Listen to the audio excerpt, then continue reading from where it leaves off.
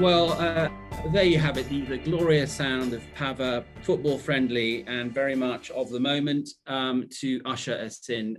Very good afternoon to you all and welcome to this Creative Sensemaker Live, sponsored by Santander, for which we're very grateful. I'm Matt D'Ancona and I'm an editor at Tortoise, and I'm thrilled to be joined by you all and by a terrific group of speakers to address the question of whether classical music is boring and elitist. We all have our secrets, so I suppose in the interest of full disclosure, I should spill mine, which is that I actually occasionally go to Bayreuth to watch the whole of the Ring. So I have a bit of a dog in this fight, but I shall try and remain studiously impartial. Conscious of my kind of Wagnerian and other leanings. To keep order in the chat, my colleague Ella Hill will be presiding over affairs, and I urge you, please do chip in with your thoughts so we can come to you and hear what you have to say. As ever, we have a preference for contributions rather than questions, because the idea in our open newsroom is to try and collate people's thoughts and views rather than to have a traditional Q&A panel event. To which point we have a stellar group of people today, to whom I'm very grateful. Greg Batzler is the chorus director of the Royal Scottish National Orchestra and the Scottish Chamber Orchestra. Stuart Murphy, after a precociously dazzling career in television, is now the chief executive of the English National Opera, where he has done amazing things. A person I'm sure is known to many of you as to me, Jess Gillam MBE, who was the first saxophonist to be signed by Decca Classics amongst her many accomplishments, and has become an acclaimed and popular performer and broadcaster. And last but absolutely not least, my friend and colleague Emily Benn, who is, in addition to being Tortoise Chief of Staff, also a very distinguished musician, a lifelong musician. She's on the board of the London Mozart Players, but much more importantly, she's the violinist of Statutory Instruments, which is I believe the first string quartet in parliamentary history. And she's a great source of knowledge and wisdom on classical music, and loves it with a passion.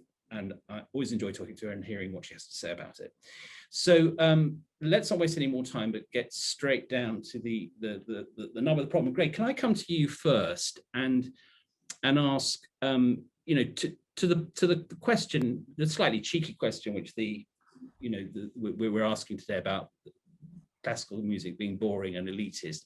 The fact is that, there is this perception, which all people who love classical music come up against. And I wonder, in what ways have you addressed it, particularly perhaps with respect to the Handel Remix project that you undertook? Yeah, I think, it's an important question that we're all going to discuss today. And I think, is classical music boring? Certainly not. Music isn't boring, right? I think we can be overwhelmed by things that we don't know about, and at that point we can decide to once we become overwhelmed by it, we can become bored by it, potentially, depending on where our minds are at. With Handel Remix, which is what you mentioned, this was a project that we came up with the London Handel Festival, actually, just to try and find new ways into classical music by basically bringing two different art forms together. So as well as classical music, part of what I love is dance music, electronic music. And what we did with the Handel Remix was work with a sort of DJ and music producer to sort of reimagine the music of Handel. So what we do is we perform well-known Handel bangers like Zadok the Priest and others, and then we have a producer DJ working with us live, who then puts some electronic beats on top of the music. And it's an experiment. I'm always keen to say with all these things that it's okay if you don't like it. I think that's one of the things we have to admit with classical music. We have to sort of be brave enough to say it's okay not to like it.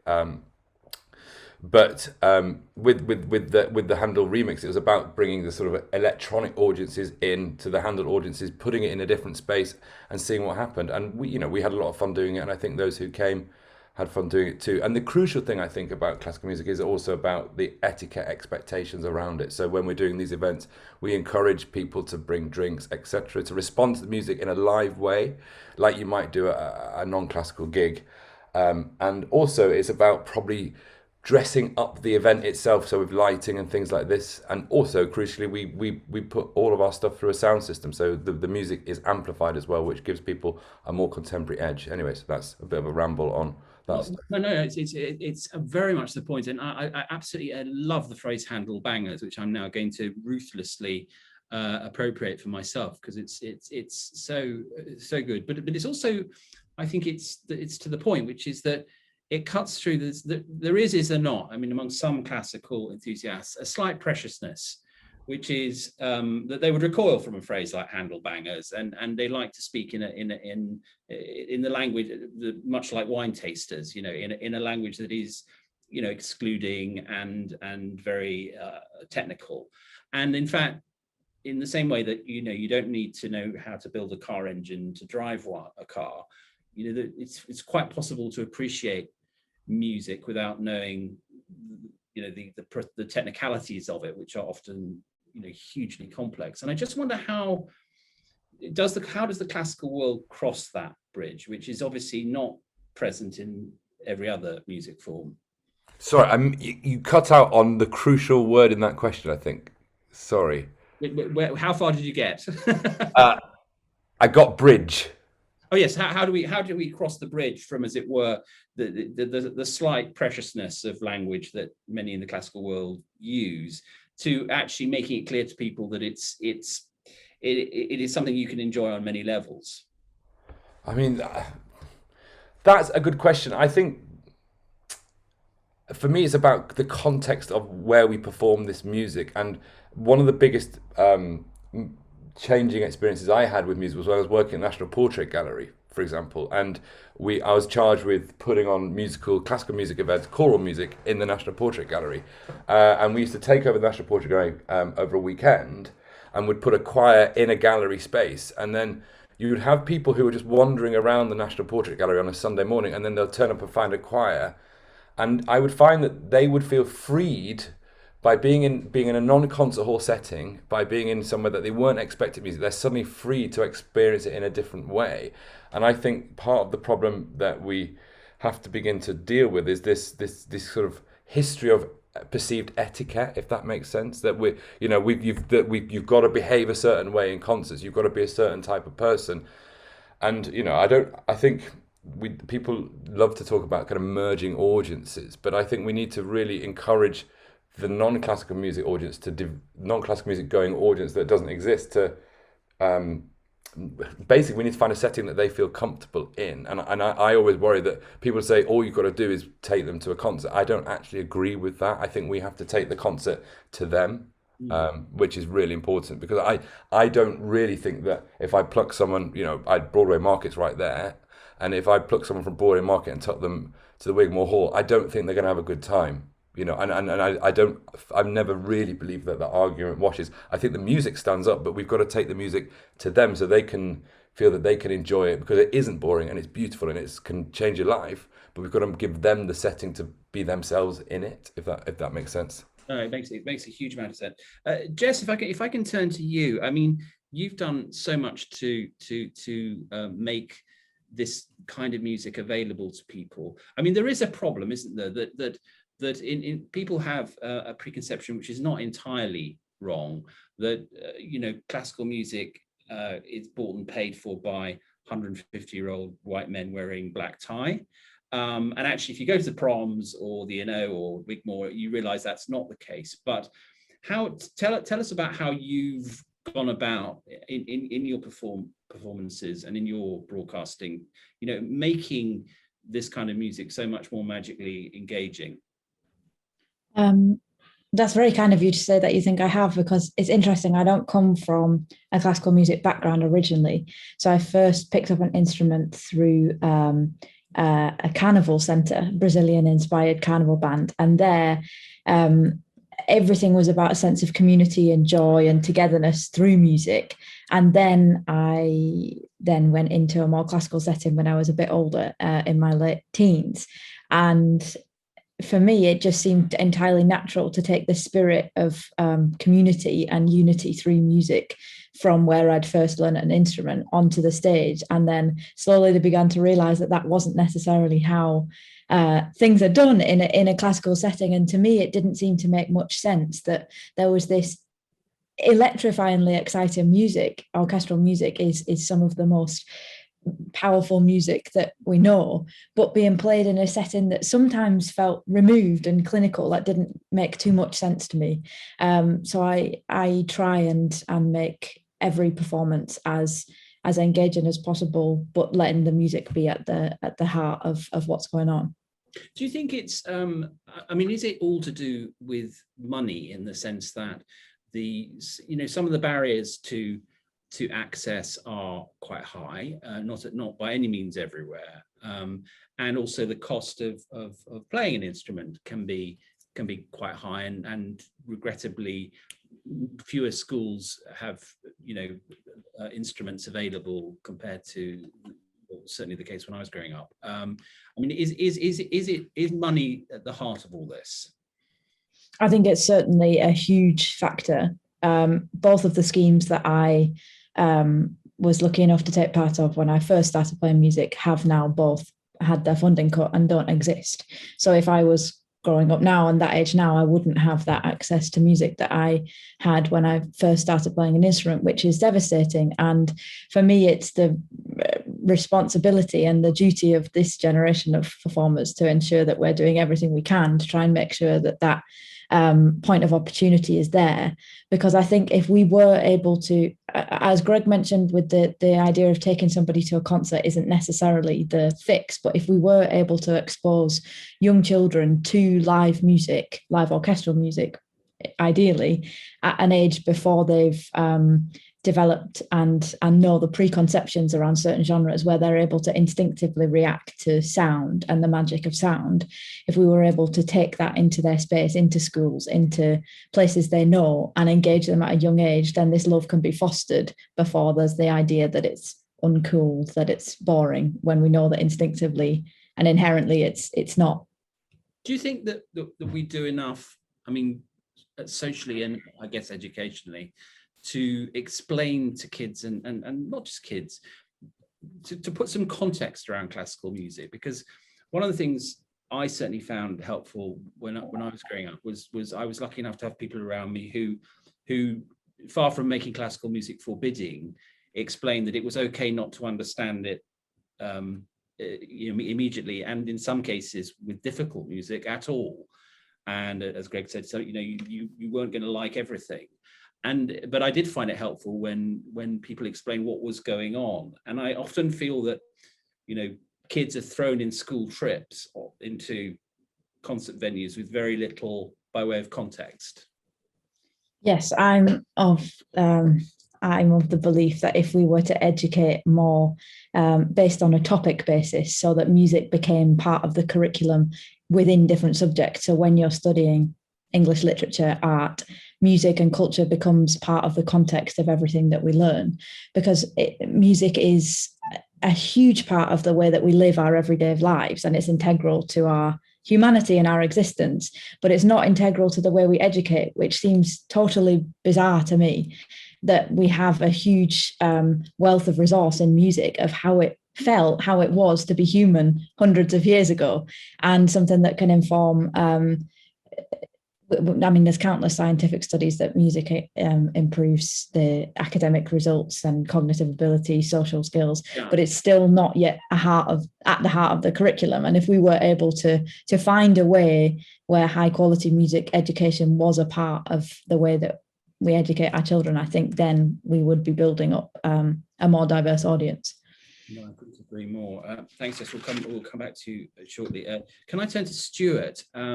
Stuart, great to see you. Thank you very much for doing this. And I know that I wanted to ask you a sort of fairly specific question first, which is, I know that at ENO you've been doing a lot recently to try and expand access. And I wondered if you could talk about that a bit.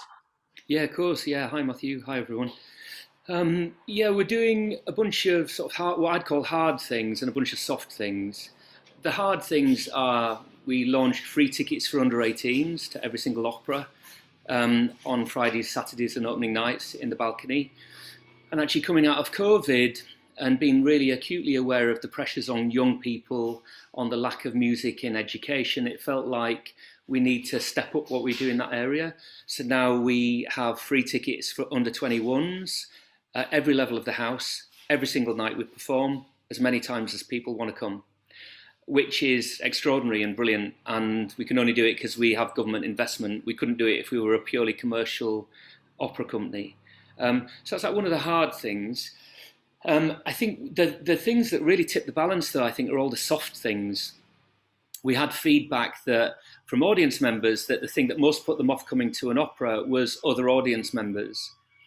I think when you read a program can be really off-putting. I went to the Bridge Theatre last night in London to see Bach and Sons, and the program was dense, black and white, telling me everything I needed to know about the composer. And it was so heavy duty. It was like an exhausting sort of London Review of Books, not the Observer magazine.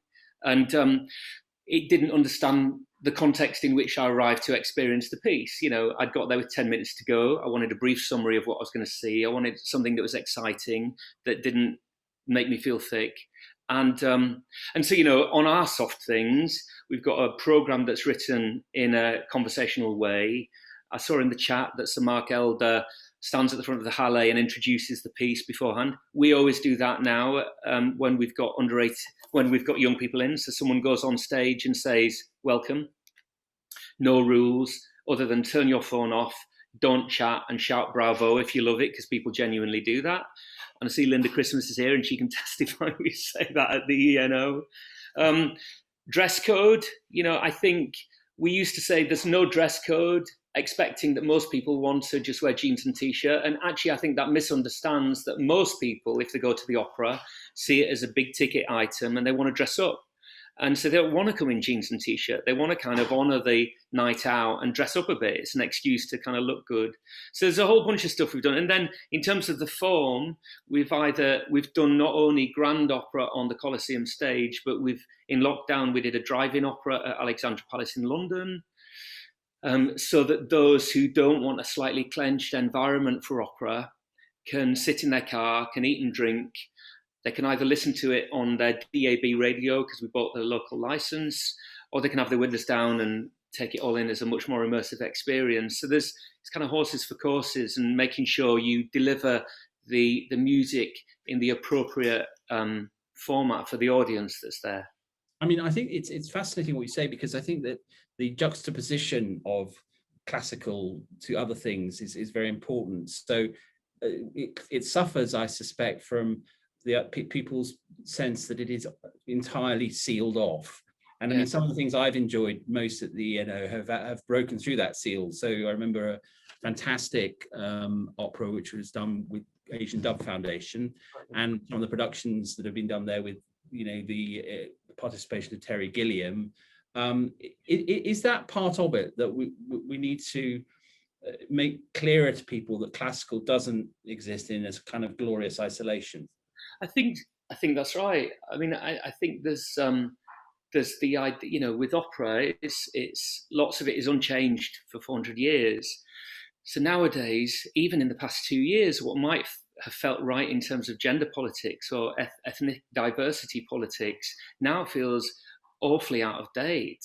You just see, thankfully, the rise of kind of identity politics among British Southeast Asian communities, saying yellow facing isn't appropriate. I couldn't agree more. It's like black facing. It's shocking that kind of existed relatively recently. I think there's a big thing, Matthew, I think you touched on earlier, which is lots of art forms take you by the hand and guide you through what you're seeing. So I used to work in TV, and that's very much taking the audience and carefully taking them through the narrative and pointing the camera at what you want people to experience. And you have that in obviously literature and newspapers. In classical, there's no one holding you by the hand. And that means two things. One, it means that you're expected to move to it and you come to it. And that requires confidence. And I think lots of people don't have the confidence to move to something. They feel that they don't know how to move to a work of art. I think you see it in galleries lots. I think the second thing is it requires a commitment. And lots of people, not just young people, I think lots of us at certain times find committing to a piece of work difficult. You know, I went to Tate Modern recently, trying to take advantage of the fact that hardly anyone was going to be there. Yeah. And people only pause momentarily on a piece, and there's so many other distractions. It's hard to be in the moment because you've got your phone, you're overhearing, you know, Spanish tourists, and you know, it's really hard. And so in classical music, where it's a demand for 3 hours often in a piece that's sort of unnavigable and new to you, it takes a lot, and that's difficult. Sorry, I have a teenager who's slamming fridge doors in the background. I don't know if you can hear, but it's percussion, you know, it's all thanks to you. We'll come back to you, of course, later on. I wanted to turn to Emily, if I might. Emily, you're Tortoise's Renaissance woman, so I'm going to steer towards one of your areas of accomplishment, which is music, and particularly the fact that I know it's been something that has been it's run throughout your life, which is very important. I'm just interested in what part that has played in your life. Yeah, and I mean, firstly, I am quite amazing to be here amongst 3 other panelists, and I'm very much someone that comes at this. It's not my profession, but it is just part of my life. And amateur music and the importance of being able that being a part of someone's life is incredibly important for thousands and thousands and thousands of people. Because if I think back at my life, it was the incredibly lucky opportunity I had to learn instruments, to play with other people, that it became my social life, it became my community. And as much as we're talking about professional concerts and professional operas and orchestras, and you know, I'm very proud to be a trustee of an orchestra that Jess was playing with yesterday, actually, that's doing a huge amount to try and bring its music to anyone and everyone where they are. You know, classical music is not just a professional thing. It's actually for thousands and thousands and thousands of people who in non-COVID times would be meeting all the time, playing informally, sometimes a bit more formally, but it's just part of your life. And the music, you can find some bits of classical music boring. I certainly do. It would be torture for me if you sat me down and made me listen to Pachelbel's canon. You know, I hate it and I don't like it. But other parts of classical music and exploring it becomes just the most special bit of your life, because it's not your work, it's not your family, it's not your, you know, it's your escape.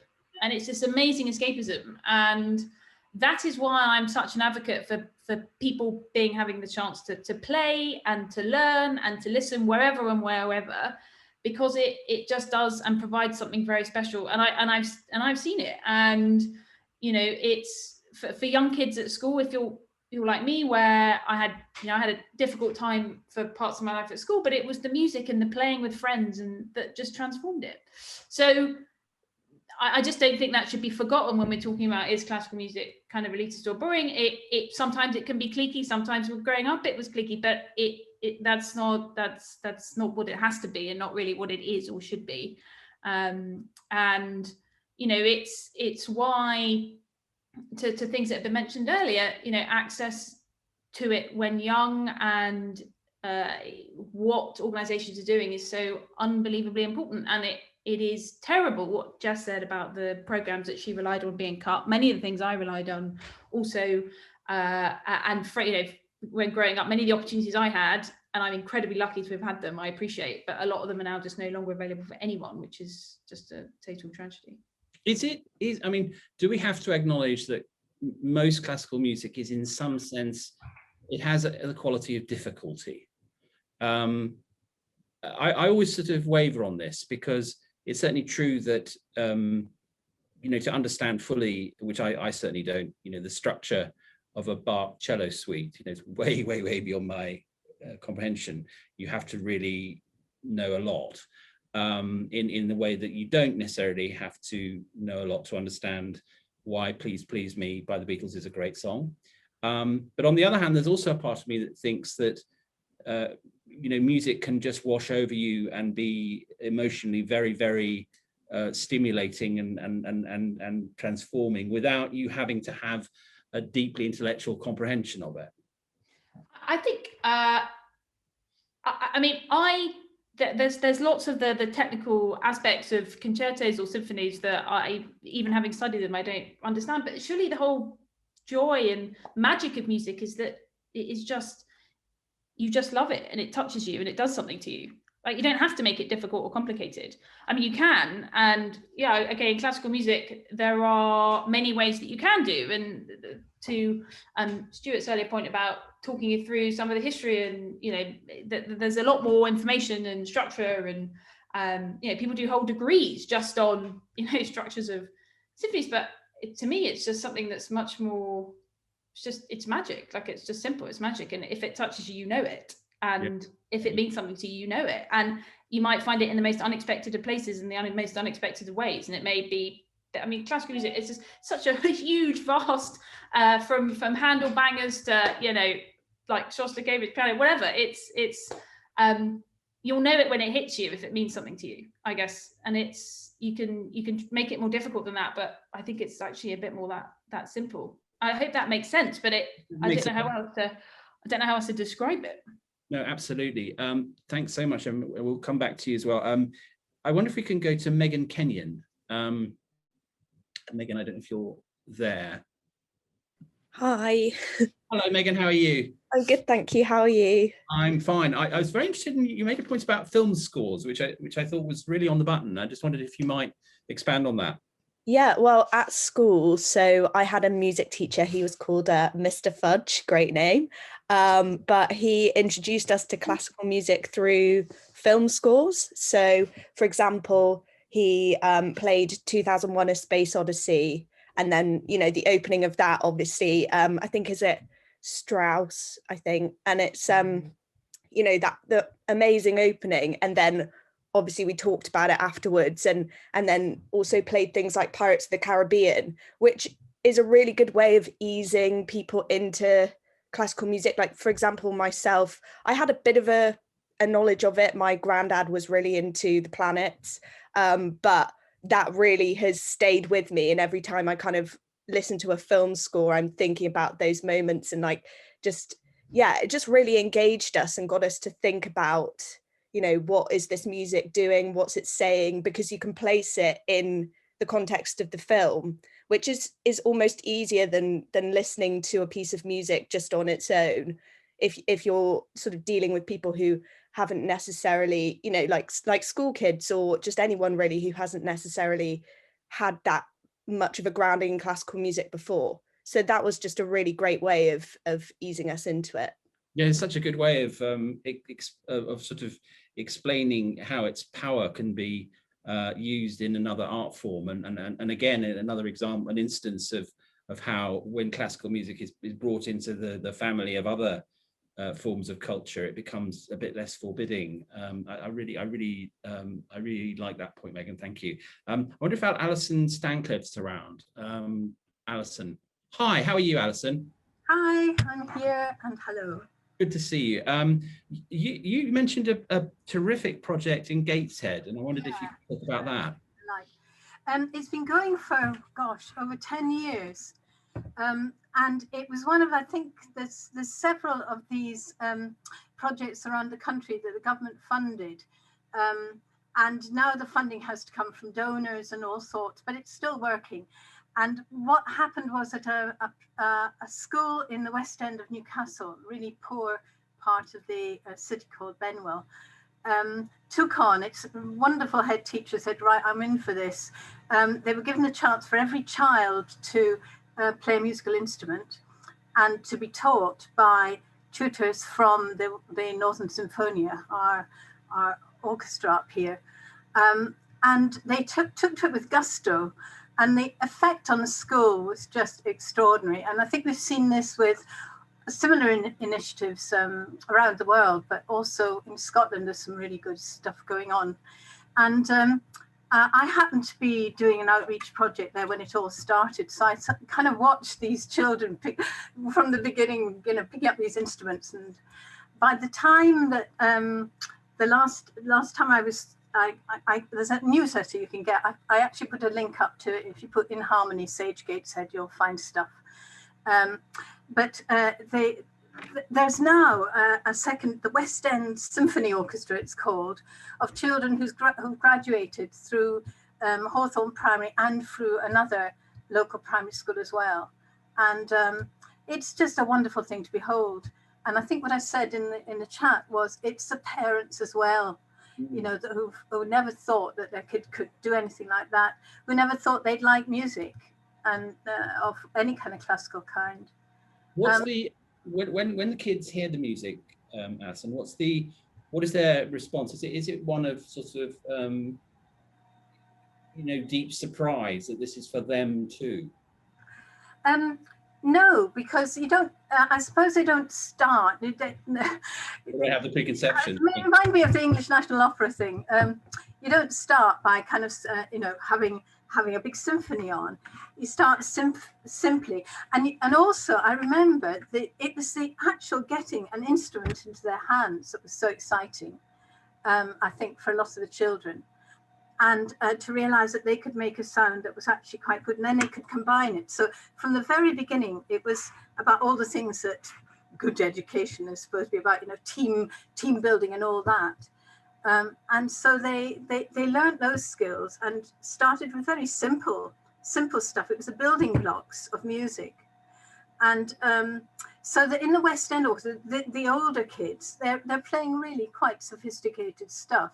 And also they got to go to Sage Gateshead, which, if any of you know, is just the most extraordinary place anyway. Yeah. And I go to the weekend summer schools, those that were actually really committed to this. So the children play also in Sage Hall 1, which is the most amazing space. They all come together. And they get to play in this big space. But it was started, the school said we'll do it because we think this is going to be great for our children, not because we want them to love classical music. But of course, that's when you get this wonderful synergy. And it is a great thing to behold. No, it sounds absolutely glorious. I love it. Thanks, Alison, for sharing that with us. Can we come to James Black now? It's around. James, I don't know if you're there. You can, but I'm about in Soho. Okay, well, all the better. Our man in Soho. James, I just wanted to revert to the point you made in the chat, because you're obviously someone with a deep credentialed knowledge of classical music, but you make the point that actually you don't have to have that to you don't have to be a computer coder to use a laptop, so to speak. No, I think that's right. And there's a lot of emphasis on educating people in music, and I get that. But actually, I think it's more about exposure, not education. There's actually already a lot of classical music out there. You think of the first 3 or 4 notes of Beethoven 5, and most people could probably, sing that back to you, or the X Factor, or the Champions League highlights, and there is a lot out there. And I just think if it started earlier, then that's okay. And you don't actually need to teach them earlier necessarily. Sorry, I'm also eating lunch. I really want to join this thinking, so that's why I'm here. Delighted to have you. Thank you. But yeah, if it's not necessarily a case of you have to teach them, melody and harmony and how it all fits together on a structural level. Yes, you might get a bit more out of that with Wagner. Certainly, you get more out of that. But I think with the vast majority of classical music, and even opera, things like Hansel and Gretel or Carmen or Rigoletto, there's a lot of just great tunes. It's quite an understandable story, and places like E&O are doing it in English. So, you get people involved early enough. They don't need to have a degree or be able to hear the structure. You don't need that to enjoy Eminem or exactly. to enjoy Taylor Swift. No, exactly. I mean, I think Wagner has more in common with heavy metal than it does with maths, which is probably technically wrong. But in terms of enjoying it, it's actually it is an overwhelming experience above all else. It is, and I'm a bit of a Wagner-phile as well. But even having been exposed to classical music basically my entire life, I'm in a very privileged position that both my parents are opera singers. So I admit I come at this from a slightly different level, but it took me 20 years to enjoy Wagner. And I'm not saying that is the most logical starting point for people, but you know, to each their own. No, absolutely. Thank you so much, James. Can we come to Fleur Emery now? Fleur, are you about? Matthew. Hi, Fleur. How are you? Good to see you. You made some very good points about even within the classical fan base, there are sort of levels of snobbery and so on. And I wondered if you could talk about that a bit. Oh, we can't hear you. Can you hear me now? Absolutely, loud and clear. Thanks. So I played music at school in orchestras and I was in choirs, and I went to a nice school, and we went off around Europe and sung in churches, and I got taken to the Barbican a lot when I was little. And so and I caught it off my parents. I thought this, I you know, if you'd have asked me even a short time ago, oh, you know, how can we make music more accessible? I'd say, oh, well, you know, you just have to give discounted tickets or just come in, you know. It's we're all very nice here. You should feel comfortable here. We're nice people. And I realized, of course, I feel comfortable there because that's my culture. That's where I come from. And they all look like my parents or my teachers. And I don't think it's reasonable now to expect, you know, I think we have to have I think we have to have a change of approach. Instead of just saying, come in to this place where you don't belong, it's okay, we'll invite you. You know, it's super, come and listen. I think we have to find a different way. And I say this by busting myself, because I had a friend who was a classical music novice, and we got to going to concerts regularly at the Barbican. And I used to tease him. He was really fun, nice fellow. And then he started, I was always choosing, but I didn't have anyone to go with, and he was willing. So he'd always come with me as my +1. And I'd always choose the tickets through my own lens of sort of elitism. And then he suggested a Raymond Gubby Christmas sort of festival, candlelight. Oh my gosh.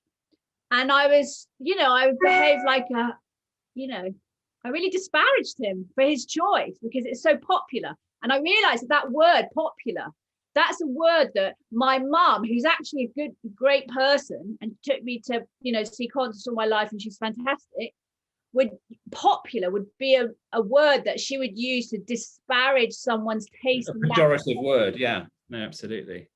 Popular, a good thing, you know, in that world. No, absolutely. I think it's an extremely good point. Thank you for that. Could we come to Paul Davey now? Paul, you made an absolutely fascinating observation in the chat about how you select, if indeed you should select, the way in which you introduce kids to classical, and a rather fascinating choice by your son, I think. So he gets an interest in classical music from me. We, for as long as he's been around, we've worshipped as a church in Grantham, which is St Wilfram's, and that's always had a church choir. That church choir, for adult and children entry, does not select. Anyone can join. They are trained, they learn the music, some like it, some don't. The choir has built in numbers and standard. We now have, without COVID restrictions, we have more choristers than we can fit in the stalls. Wow. The choir has now grown so that there's a children's choir up to about year 8. There's then a youth choir for the teenagers, and then there's the adult row. So we keep the children in all the way through. They sing all over. I put in the chat a link. They did a flash mob. A few years ago, they had a week-long residency in St Paul's. They did a flash mob performance in Tate Modern, which was very powerful. The video is very good. this weekend, somehow through COVID restrictions, we've got the Gesualdo 6 doing workshops with them all. And that is not by being special or different or challenging, but by just being there, having the right people, recruiting in the local schools, and just providing something that those with an interest and an aptitude can take up. And the church, as a church, we subsidize it. That's a very his love of Wagner, he catches it from me. He saw the proms program for this summer, and the one thing he pointed out was Tristan. This is very good to hear, and I think it can come in many forms, parental, church, or whatever. But whatever the vector is, it's good news. Thanks very much for that, Paul. Can I come to Andrew Missingham? And Andrew's got a very interesting point related to the soundtrack of Saturday Night Fever, which all good people know is one of the greatest albums in history, and I absolutely don't want to even try to paraphrase it. So over to you, Andrew. Well, yeah, it was the point, thank you, Matthew. It was the point where people were listening out for a fifth of Beethoven on the soundtrack, which is probably, one of the poorer pieces of music on the whole soundtrack. It's basically a remix. It's Walter Murphy putting a disco beat over what is basically a replayed sample, a bit of Beethoven, and totally missing the Yvonne Elliman and the Tavares, and of course the music right in the middle, which is the genius of Barry Gibb. Barry Gibb, one of the foremost songwriters, arrangers, vocal arrangers, and composers for other people. He didn't just write for the Bee Gees. He wrote for Diana Ross. He wrote for Dionne Warwick. He wrote for Dolly Parton. And actually, if you're listening out for the classical music for a sign of quality, then you totally missed the point. You're basically creating and you're reinforcing this idea of a natural superiority that classical influences seem to have. And you're actually missing, a quality that can be found in rhythmic-based or rhythmic prioritized or even melodic prioritized music over above harmonic prioritized music. And so, for me, it seems to imply again and again a desirable journey where you have got kind of low culture down one side and high culture down another side. Classical music with classical referencing moves you in the desirable direction towards high culture. And I just think that's wrong-headed. That's a very interesting point. Thank you. Can I come back to Stuart Murphy? Because, to that, Stuart, you've done a lot at ENO to try and, dispel that idea that classical is better. It's another form, and also, it's one that's can be richly integrated with other. But how do you get that message across? Tell us about the ways in which you're doing that. Just need to press send then, because I always feel if I've typed something, I've got to press send on the chat, otherwise it's a wasted type. Which funnily enough is just to this point. There's a whole bunch of ways. And, I'm really aware that I don't want people who love classical music in its kind of pure form to feel like we're trying to make it trendy. There's some people who just experience it in a very pure level. They want it to be absolutely silent in the auditorium and have no distractions at all and no kind of gimmicks by lighting up the inside of the auditorium. However, there's people at the other end of the spectrum who are nervous about even going into central London, definitely won't think a theatre is for them, and certainly won't think opera in a theatre is for them. So, we've been doing a whole bunch of things just to break down that barrier. And one of the key things we did was we invited in lots and lots of well-known people, actors, directors, designers, TV presenters, people I'd loosely call, celebrities like radio DJs into the auditorium and for a performance, knowing they'll go straight on social media, talk about their experience directly with people who share their interests. So we don't go through the prism of any gatekeepers who will spin it off into either bring their historic baggage about the ENO or their disdain of singing opera in English, which apparently is horror of all horrors. And so we'll get people on social media talking about how coming to the ENO is just a great night out. And actually the first year we did that, this is 2 years before COVID, audiences under 35 went up by 11%. And it's no coincidence. So when you get people from the Game of Thrones cast or Alan Carr saying, I went to the opera, I wasn't sure what I was going to think of it, blimey, the outfits were great, it just meant that it became a more acceptable possibility for a night out for people. And if that's one way of getting people in, great, I'll 100% do that without shame. It seems a smart way of doing marketing, in my view. No, absolutely, and it's a joy to see.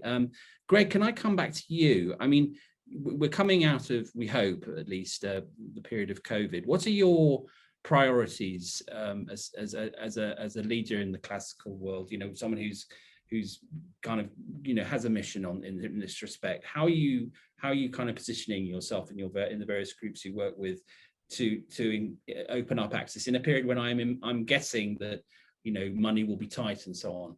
Yeah, and choral music in particular has suffered greatly. Amateur choral music, choirs are still, it's so bizarre. You see pictures on Twitter of choirs rehearsing in groups of sort of 15 in masks, and then, it's kind of gone mad. I mean, I have to say my heart sank this week when I saw the London Symphony Orchestra's, this will mean I never work with this organisation, but when I saw their programme actually, because one of the things that's been so amazing for me over the last year is the number of conversations I've been able to have with a vast sort of plethora of musicians from different backgrounds. Also to do with my colleagues, we managed, the kind of choral conductors managed to get together basically every 6 weeks and chat on Zoom. And we were beginning, as once we got past the kind of, oh my God, are we going to have jobs in a year conversation, we started for the first time. I've been working, I guess, professionally now for about 12 years. And for the first time in 12 years, we were talking about access with young people. We're talking about diversity of all sorts. And we were beginning to tackle this idea of class. And, and I think, I went to the comprehensive school in Manchester. I'm probably one of the only people who does the job that I do with symphony choruses who didn't go to Eton or to Oxbridge, and I think class is such a huge thing that we have to begin to understand with classical music, and that I think that once we get around that, we can figure things out. My heart sank with the LSO because I saw them put their program out, and it was basically the same program that they'd had the year before, fundamentally, maybe with a few more. Maybe with a few more women conductors and maybe a few more black composers, but it basically was the same thing. What I want to really see is a sort of an honest appraisal of what we are as a kind of industry, and I think this sort of is a sort of irony to these conversations. We love as a sort of industry to talk about, are we elitist or are we boring, or and the big question, how do we make ourselves more accessible? What I want to see is, do these conversations now turn into action, actually, and that I think people have become comforted and got a kind of safety blanket on by, we've had a conversation about diversity, tick, let's stop with that, and actually let's just do this thing about diversity, and actually a friend of mine in America said to me, just do the work. I say, how do we get more of this? He said, just work harder. And I think as an industry, if we really want to embrace change, we've just got to start changing things and really putting our blinkers on to people who are going to hold us down. And it was interesting, the questions you're asking to Jess about money, but I think has to be serious conversations about where our private philanthropy is coming from and what power they have over these organizations in the future. To that, what do you think about private philanthropy and its role in particularly in the months and years ahead, where one assumes there'll be a greater dependence? Yeah, I mean, I sit on the board of Manchester Camerata, and we're doing some work about how we should be fundraising into the future. Obviously, we can't. There is going to be no reliance upon government funding. I think there's an interesting thing about private philanthropy. I think we can do it well, but we have to start getting new ones. We have to start getting people who are, who love going to the Raymond Gobbets, or who don't even go to. But we basically in this country's got a kind of group of the same philanthropists across all the major leading organizations, and I think we need to refresh that group of people. And in the same way, we need to be refreshing who sits on the boards of these organizations, and we need to be refreshing who are the chief executives, and actually changing it from the top down, I think. Yeah, no, absolutely. Thanks so much. Can I come back to Emily? I mean, Emily, to that general point about representation and as it were the public face of classical music. I mean, what are the, you understand politics as very well as in addition to the world of classical music. What are the levers available to us to pull in this? I mean, what in practice, what can we do to make classical music more accessible?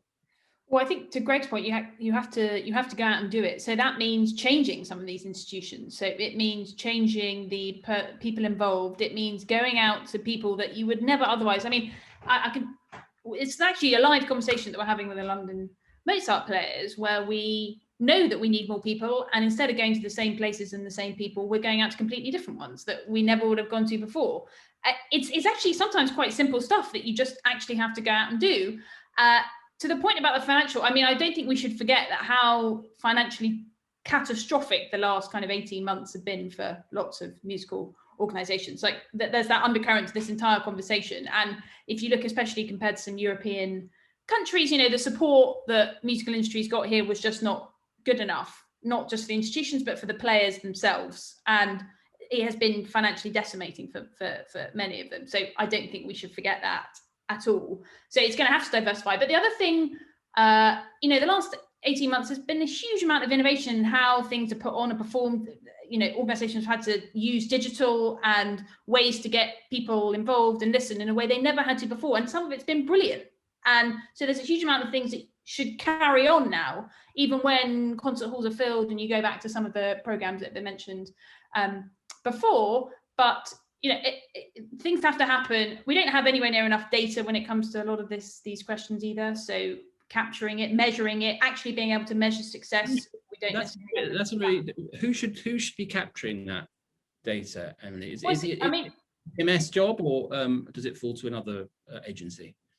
I think it should be. I mean, DCMS's job, but in the absence of it, a lot of institutions themselves are going to have to get together, whether through professional bodies or otherwise, to do it themselves, because I don't think you can necessarily rely on the government to think this is somehow some kind of priority, because I doubt it will be. But you actually have to go out.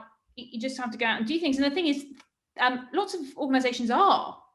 How you get that more publicly known, I think, is the second question, because I don't want to sound sometimes it's unfair. We've already heard today just this huge breadth of ways that music is coming to people and available for people and wanting to get involved. But it's how you tell that story and how important it is, because this is not my argument is it's not a nice to have for people. Like, this is an integral part of people's lives, whether professionally or the role that music has in everyone's lives and their access to it.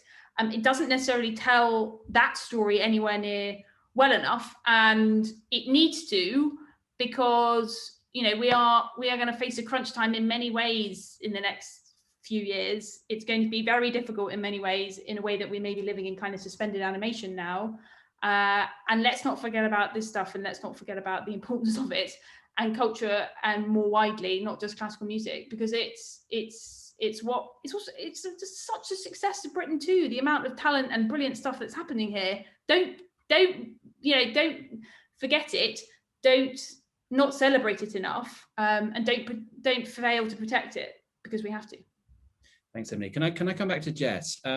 Jess, we owe you a really big round of applause, because I know you're moving house today, so it's above and beyond the call of duty, really, for you to join us. So thank you. But also typical of you, because you have done so much personally for this. I just wondered, as we approach the end of the hour, if you can say a little bit about, this, in a way, the same question, which is, we're coming out of a very difficult period for all the performing arts, not to mention all people in general. And the problems that we have been discussing are going to be probably particularly acute. And I just wondered, as someone who's such an ambassador for this, what your personal plans are for the next 12 months, and what you think others should be doing to continue this cause. I think with regards to the conversations that have happened around music education, I think it's important that we don't kind of be misunderstood about what that means. We're not trying to create a generation of professional classical musicians, of professional musicians in any genre. And also, what does classical music mean? I think is a vital part to this conversation. What does that mean? Does it mean orchestral music? Does it mean written music? I think really kind of the term is not so useful, I don't think. I mean, I'm a classical saxophone player, whatever that means, because it doesn't really mean so much. So I think looking at what that term means itself, but also just trying to give audiences, young people, the audiences we want to reach, some agency over what they are experiencing and thinking. We're not trying to bring up a generation of musicians, but people who are empathetic, people who understand what it is to be a part of a community, which is something that music can offer. Personally, I'm just going to be focusing on how, when I go and do a concert somewhere, how can you make a positive impact in that place whilst respecting all the infrastructures that are happening already in that area. It's not enough to go into a venue, play a concert and leave again. What can you do as a musician to try and help places in that area, which is what I'll be trying to do going forward. And is that sort of just putting things in context, or do you have to tailor what you do to each particular location? It depends. So I set up a virtual scratch orchestra last year for lockdown. I'd love to do a community version of that project in real life, in different areas, which at the moment with COVID is a logistical nightmare, but eventually, hopefully it'll be possible. But also it can be as simple as going into a school and performing and then and offering that exposure. But then the most important thing is the longevity of something. So then can you build a relationship with that school, with that organization, or work with the organization where you're going to give the concert in creating something that is a long lasting impact? Because it's great to have the goodwill to go in and play to a school hall full of children, but then if they can't see the void that's between themselves, who've never picked an instrument up in their lives, to then being on stage as a professional musician, there's a huge empty area there. So trying to work with organizations to kind of fill that gap as much as possible. Absolutely. Well, thank you so much, Jess, and we hope the move goes well. We're unfortunately approaching the end of the hour, which is a great shame because one could go on for so much longer with this fascinating debate. I mean, to briefly summarize, there's so much, I've taken so many notes. I mean, I sort of identified 5 main themes. One was the need for explanation. Greg's point about the need to take the music to people, I think, is absolutely right. And I loved Megan's points about the use of film scores as a gateway into classical music. The second was the whole question of socialization, and Emily's point about what an important part it played in her upbringing, which also spoke to me to Alison discussing the wonderful scheme in Gateshead, which sounds to me as if it should be replicated around the world. And I wish Oliver Dowden would spend more time working on things like that than in fighting culture wars. The third theme was community, and Jess has just spoken about that and did before, and the need to understand music as a force of community, of a binding force rather than a divisive force, and also to understand its power and the ability that classical music can have in giving people a sense of agency, which is often the opposite of their preconception.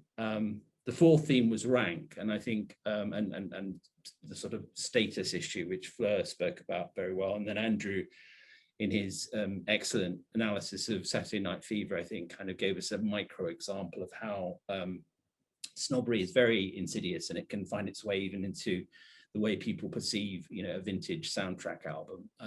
And then finally, the question of context, and Stuart spoke about that in all sorts of ways, about the question of audience, the people's expectations of who they're going to be sitting next to in the audience is one of the major deterrents. The need to have programs that are understandable, comprehensible, and friendly. These are actually steps that really make a difference, and that the culture in which classical music exists is essential to the extent to which it is accessible and available to as many people as possible, which it surely should be. I'm hugely grateful to Greg, Stuart, Jess, and Emily, heroes, all of you, and to all of you for coming and spending an hour to discuss something as wonderful as classical music on a Friday afternoon. We'll see you again very soon. Thank you and have a wonderful afternoon and weekend. Bye for now.